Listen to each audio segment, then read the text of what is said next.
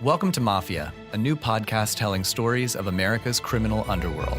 Gotti assumed the position of head of the Gambino family. And using the name Donnie Brasco, I was able to infiltrate the Bonanno crime family in New York City. Bugsy Siegel is an American mob legend. One man changed the whole texture and landscape of crime in America. Listen to Mafia every Wednesday on Apple Podcasts or wherever you get your favorite shows.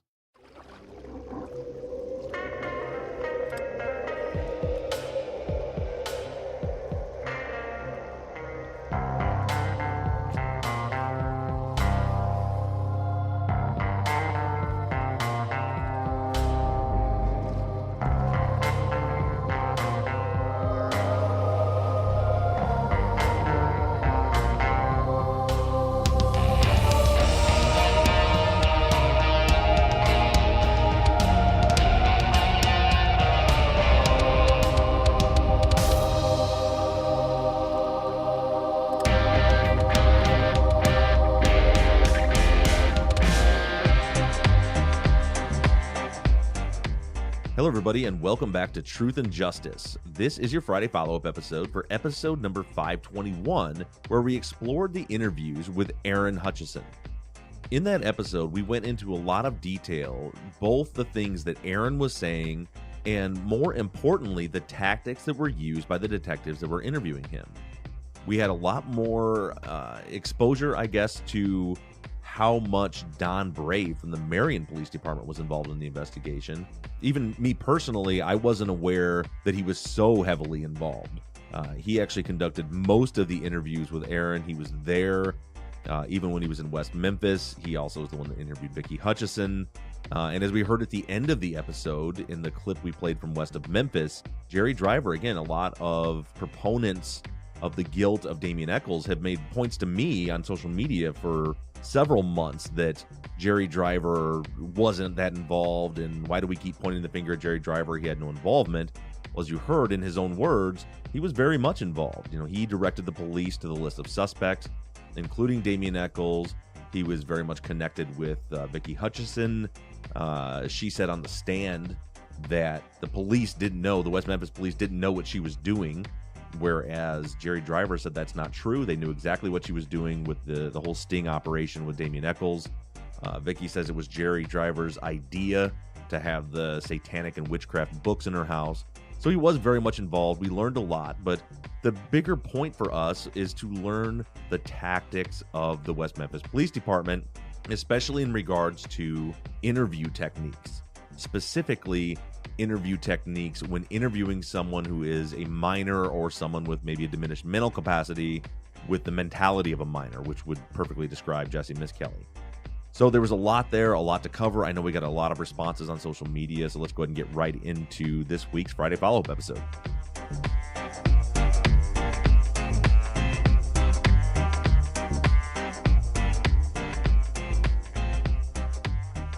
Okay, Bob, first, before we get started, let's talk about your most recent trip to New York City. Yeah, so as we mentioned, I think we mentioned on the Friday follow-up last week that we had to record early because I had to go out of town. Yeah. And so I want to let you guys know what I was doing.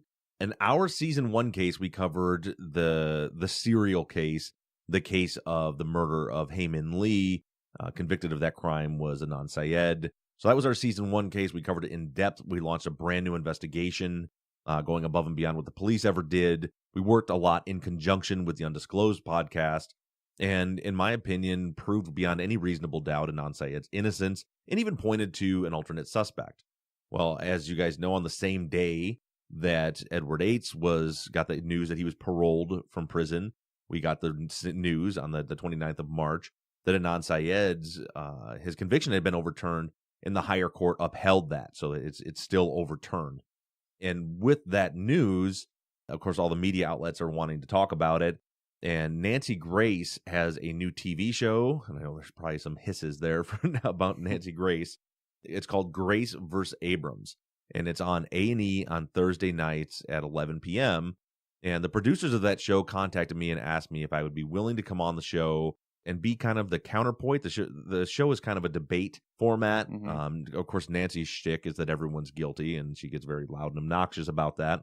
and they wanted somebody to come on to be able to counter her to have a discussion about the case.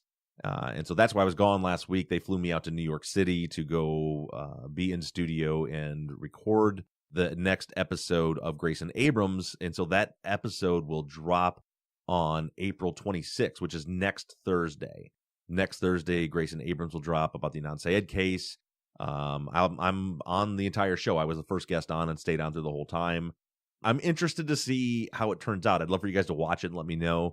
It was kind of I feel like I will be portrayed as being very much outspoken or, loudmouth. Bad guy. And part of that was the producers wanted conflict. They literally told me to interrupt Nancy because, quote, she won't stop talking if you don't. But more so, I was outnumbered, so that with all the guests and Nancy and Dan, there were 5 at one point, 6 people on the panel that all believe that Adnan Syed is guilty, against me being the only one on the panel that believed that he was innocent. So, that's why they had me out there the whole time. But so I argue with everyone a lot of the time, so because everyone is making counterpoints that I obviously disagreed with or had something to say about. So I was engaging with everyone on the stage, where everyone else pretty much said their piece and let things go on. So I think it'll be good. Next Thursday, the 26th of April at 11 p.m. on A&E, Grace versus Abrams. And while we're on the topic of travel, I did also want to mention CrimeCon's coming up, and it'll be, I think it's we'll get the calendar right now. When this drops, it's 2 weeks. 2 weeks will be at CrimeCon. That is Friday, May 4th through Sunday, May 6th in Nashville, Tennessee. Hopefully a lot of you guys are going to be there. And even for those of you that are not going to be attending the actual convention, we're going to be doing a fan meetup of sorts. A lot of true crime podcasts are going to be at the fan meetup, and that will be Friday night. I think we landed on 8 p.m. at the Fuse Bar, which is in the hotel, which I don't remember what it's called, something Opry Hotel. Yeah, I can't remember. But it's on the website. If you go to CrimeCon's website, it'll show you where the hotel's at, where the convention is. Within that building is the Fuse Bar. And I think I'll be there. Aaron and Justin from Generation Y will be there. Nick and Captain from True Crime Garage will be there. Lisa Strawn from the Crime and Precedents podcast will be there. I think Brooke Giddings will be there. I don't want to leave anybody out. But there's going to be a lot of your favorite true crime podcasters will all be there. And for those of you that are going to CrimeCon, to the convention, we look forward to meeting everyone. We'll be on Podcast Row Friday and Saturday, which is where all the podcasts have a booth where you can come up and interact with us. And then have some merch. Yeah, we'll have some merch giveaways. We don't sell anything at CrimeCon. So we usually, last year we had just a stack of shirts that we just decided at random who to give to. Yeah, that was kind of unfair. It was mostly based on size. It was like, oh, we got a medium left. That person looks like a medium. Hey, we got a shirt for you. And we got some stickers and stuff like that. But then on Saturday, May 5th, I'll be doing a presentation on the West Memphis 3, that being the 25th year anniversary of the death of Stevie, Michael, and Christopher. So hopefully we'll see you all there for that. At the VIP party, I think we're doing a skit, which I roped you into also. With Jim, what? With Jim Clemente. I wish I could give you more details about it. This is kind of a big deal. It's on a stage. Yeah. I don't do stages. In front of people. Like to edit podcasts. Right. In the dark room. The dark room alone. So Jim Clemente is one of the MCs. I think maybe he's the MC. And that would be another podcast that's going to be around at CrimeCon is Real Crime Profile. But Jim is hosting during the VIP dinner. There's some sort of, they said something like the game show Mafia. I don't know what it is. They said, will you and Mike come on stage and be a part of this bit with us? And I said, Mike would love to do it. I sincerely hope you're kidding. I quit. I hope you're joking. Hope you're joking. Yeah. You're not. I'm not. Nope. I'm not at all. So anyway, I think that's all we have for housekeeping. Let's go ahead and get right into these listener questions. All right. Our first question comes from Stephanie. She says, I may have missed something somewhere. I need some clarification. Who or what came first? She has a couple points here. We'll try to put them in order for her. Okay. The police interest in Damien, Vicky Hutchison, quote, playing detective, Aaron Hutchison's interviews, and police interest in Jesse Miskelly. Okay, yeah, I saw. I think I even responded to that on social media, but to put it out there, It is a convoluted, confusing mess, and I don't know that I have the answer to it. I have the way it seems that it went down to me. So the boys are found on May 6th. Vicky Hutchison is at the Marion Police Department talking to Don Bray when the boys are found, and immediately starts talking to Bray about the murders, about Damien Eccles. Maybe it wasn't even, I take that back. It may not have been about Damien, because she kind of introduces them to Aaron, and then Bray interviews Aaron without Vicky present. And he says nothing about Damien in that interview. So that happened immediately. So that's going to be number one, the contact with Vicky. And then we know that day, Steve Jones and James Sudbury, decided that it was a cult ritual killing. And the only person they knew that would be involved in something like that is Damien Eccles. We do also know now that Jerry Driver played into that he had said Damien Eccles was someone that they should be watching out for. So I think it would be within immediate succession of each other, Vicky Hutchison, then Damien, and then I believe that they wanted to use Vicky to get to Damien. This is my theory of how this went down. Vicky has admitted she's lying, so I guess if you're going to argue that she wasn't lying, then okay. But she says that she was. She's recanted. I think that after the interviews with Damien, they didn't really have anything on him really at all. So they used Vicky and maybe even asked Vicky because she had that relationship with Driver and with Bray. Do you know? I'm guessing it's something along the lines of, do you know anyone who knows Damien? And she knew obviously Jesse Miss Kelly, who knew Damien to an extent. It's still kind of up for debate whether they were close friends, acquaintances, friends. I mean, these are all labels, but he knew Damien for sure. And so then Vicky, as she said, as you heard in that clip from West of Memphis, said that she went to Jesse for the purpose of introducing her to Damien. And that's an interesting point in the fact that it's not so much about how Damien got roped into it, it's how did Jesse get roped into it. And really, in my opinion, because I believe at this point that the three are innocent, I haven't made any bones about that Jesse was just a pawn. If I'm right, and I'm not saying I'm right, but if I am correct, and the West Memphis Three are all innocent, Jesse really is another incredibly sad story. He is, he has certainly a diminished mental capacity. He's got an IQ of, I've heard everything from 68 to 72. I think the paperwork I saw said it had an IQ of 72, mental capacity of a third grader. And he comes into the picture for the sole intent and purpose of connecting Vicky to Damien. And so that Vicky, because there was more than this whole SBAT routine was something that was concocted later. The initial plan was for her to get some surveillance. She wore a wire. They had audio for sure. I don't know video, but I think for sure audio surveillance set up in her house. And so the idea was to get Damien talking. So that's Jesse's entire role was, Damien, Vicky, you can connect Vicky to Damien, and then Vicky can try to get Damien to say something. So that happens. Damien doesn't say anything. She said the whole SBAT thing was just made up BS. And that was Jesse's entire involvement. And when they didn't get anything, and by the way, those surveillance tapes, and I don't know if I know there was questions about that. I don't know if you have it, but the police said that they destroyed those tapes because there was nothing on them. You couldn't hear, they said. The audio was too bad.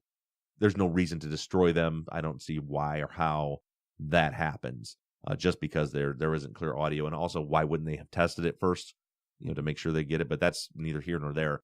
But yeah, so Jesse's involvement is simply to make that connection. When they don't get what they want from Damien, they go back to the well with Jesse. And there's another piece of information that we'll be revealing in the next week or two about Jesse that makes the story even more interesting.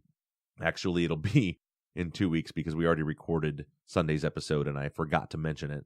But Jesse gets brought back in because he's weak-minded. When he was brought in to interview on June 3rd, it wasn't as a suspect. It was to try to get him to say something about Damien. They were interviewing him about Damien, and then all of a sudden, by the end of the day, the only way to make this work is for him to say that he was there, witnessed, and participated in the murders. So that's kind of the order of how things went.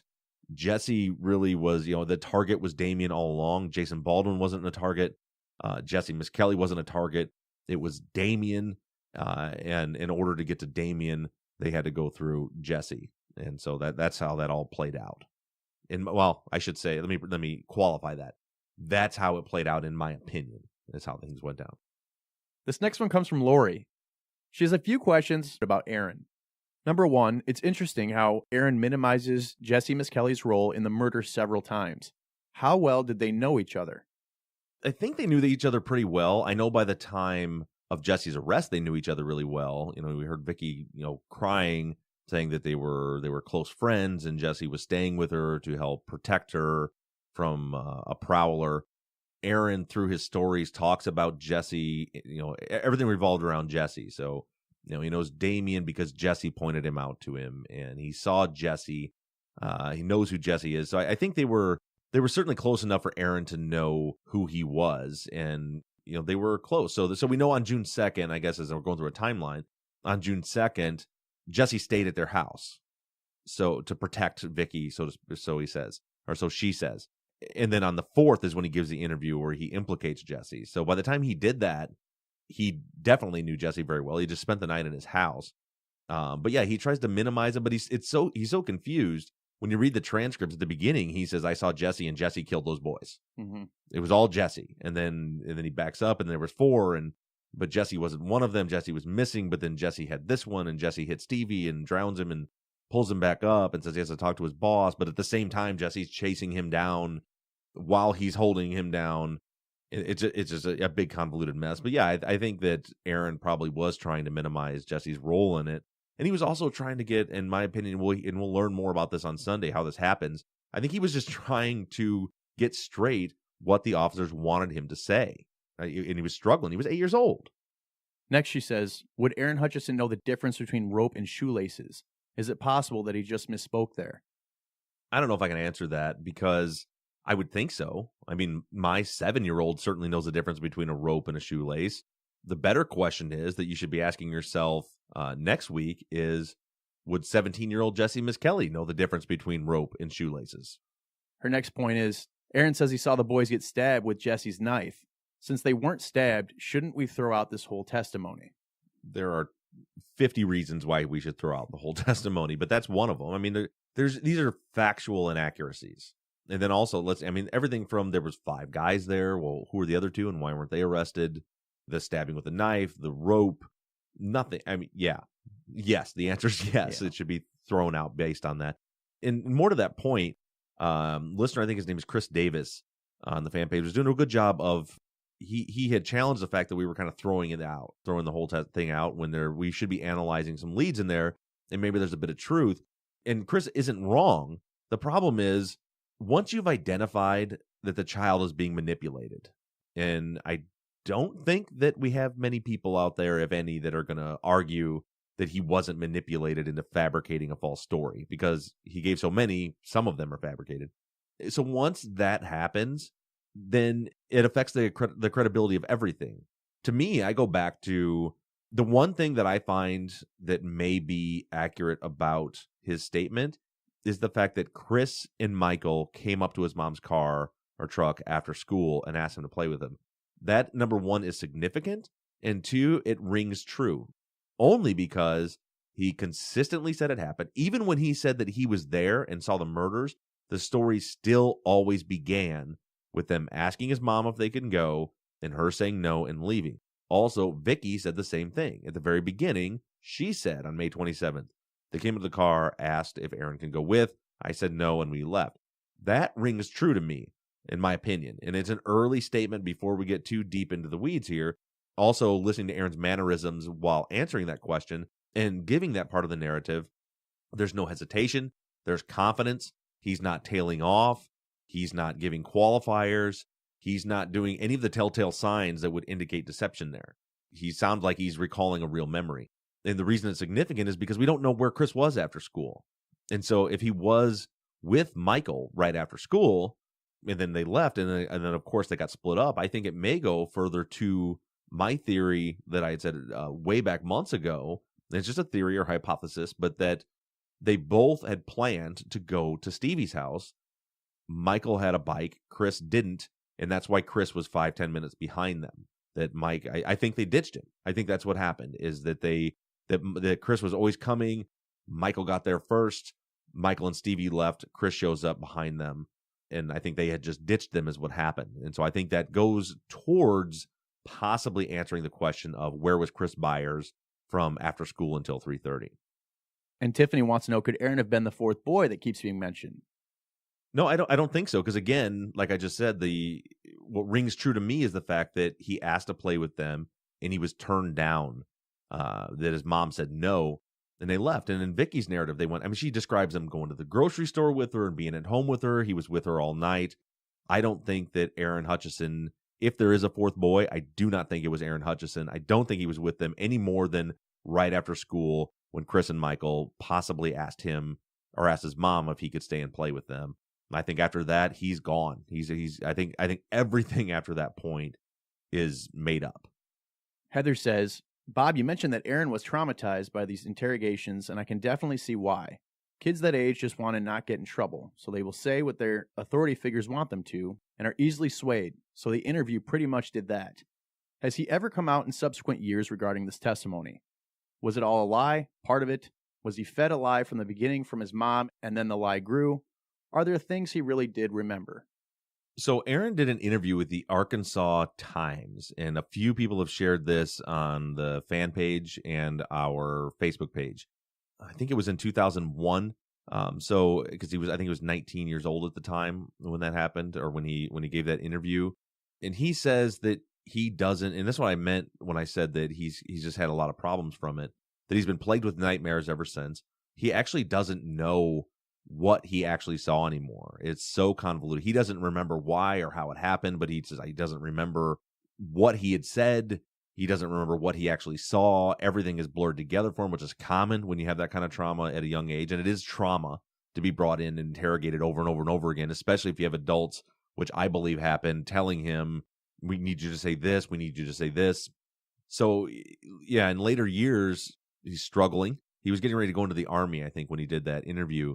And really doesn't know what happened. There are some interesting points, though, in that article you should read. So both Aaron, and this is really interesting, both Aaron and Vicky say that Aaron originally, the very first person that he said was responsible for the murders was Chris Byers' father, Mark Byers, his adopted father. In one of the interviews, and I think that I had mentioned it I pointed it out in the episode last week, that he said that, well, I already told Mr. Bray yesterday who did it, but we didn't know who that was. As I said on the episode, we have no record of that interview. Well, Aaron and Vicky both say that he had implicated John Mark Byers, and then Vicky goes on to say that Gitchell, I think she said Gitchell, had her sign what she called an affidavit of silence, and she said that later I found out there's no such thing as an affidavit of silence. But they were both adamant that this happened, and what it sounds to me is they signed an NDA, a non-disclosure agreement, but they were told they were never allowed, based on this affidavit or whatever it was that they signed, they were never allowed to tell anyone that they had named Mark Byers. Now, I don't necessarily think that's any indication of Mark Byers' guilt, because I don't think that Aaron Hutchison actually knows what happened. I don't. But again, going back to the West Memphis Police Department, if that's true, that is horrible. We know that Mark Byers was a criminal informant. He had connections with the police department. He was the only one interviewed as a suspect. There was a lot of, in his criminal background, things that were covered up, that were wiped away from his record. And then he's being protected to the extent where someone, a witness, who they later decided was credible when he starts naming the defendants they wanted to arrest. But at that point, he names first, according to both of them, first names one of the victim's fathers, and they made them sign some sort of agreement saying they would never repeat that to anyone. So there's a little fun fact for you. Jan says, was there a parent present during Aaron's interview?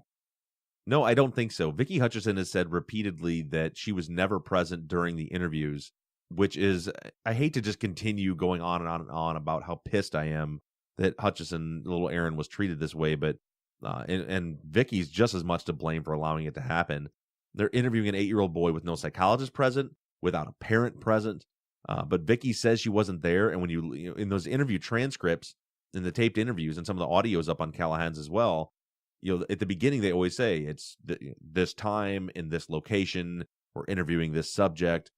Present in the room is, and they give the list, and in none of them does it say Vicki Hutchison.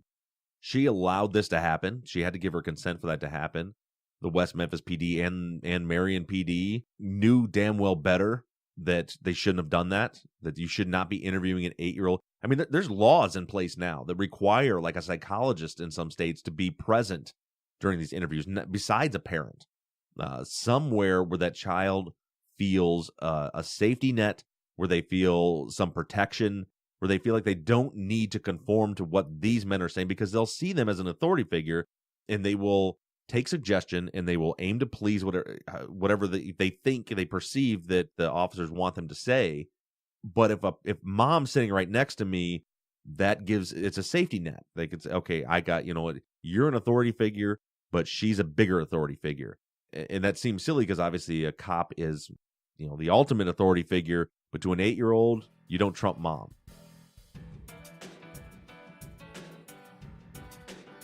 Today's episode is sponsored by Hims. Okay, so we've talked to you guys about forhims.com in the past, but today I want to talk about a different problem that men deal with. Did you know that 66% of men lose their hair by age 35? And the thing is, when you start to notice hair loss, it's already too late. It's easier to keep the hair you have than to replace the hair that you've lost. So take a look in the mirror. Is that hairline slowly starting to move backwards? I want to ask you, do you want a bald spot to pop up, or do you want to do something about it first? Do you want your hairline to recede, or do you want to do something about that first? Why do guys turn to weird solutions or do nothing when they can turn to medicine and science instead? Forhims.com is a one-stop shop for hair loss, skincare, and sexual wellness for men. And thanks to science, baldness can be optional. The way Hims works is they connect you with real doctors and medical-grade solutions to treat hair loss. They offer well-known generic equivalents to name-brand prescriptions to help you keep your hair. This isn't snake oil pills or gas station countertop supplements. These are prescription solutions that are backed by science. The nice thing about forhims.com is there's no waiting room, no awkward doctor's visits. You can save hours and you can save money by going to forhims.com. It's super easy. You just answer a few quick questions, a doctor reviews them, and they can prescribe you products that are shipped directly to your door.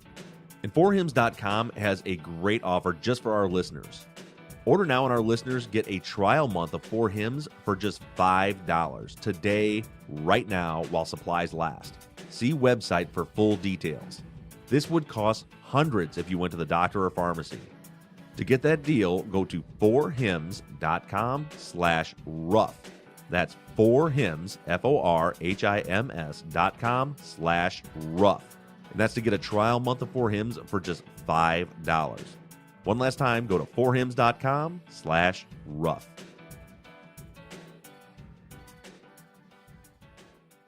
Joe says, what did Fogelman believe happened versus what he needed for a conviction? Do you think John Fogelman truly believed the satanic ritual story? Do you think he saw it as an easy angle to get a conviction? Did the whole police force buy the satanic ritual idea, or did they just all go along? Was there any discussion or doubters of the satanic angle? I don't think it would have been too far off to think that if they thought the teens were guilty, then it doesn't matter how they get them. From everything I've seen, Fogelman looks very intelligent, even where he's wrong. He looks real smooth, scary smooth, if he wants you in jail. And this is going to just be my opinion, but I don't think Fogelman believed it at all. And as a matter of fact, I think he was even on the record early on saying that he didn't think that this was a satanic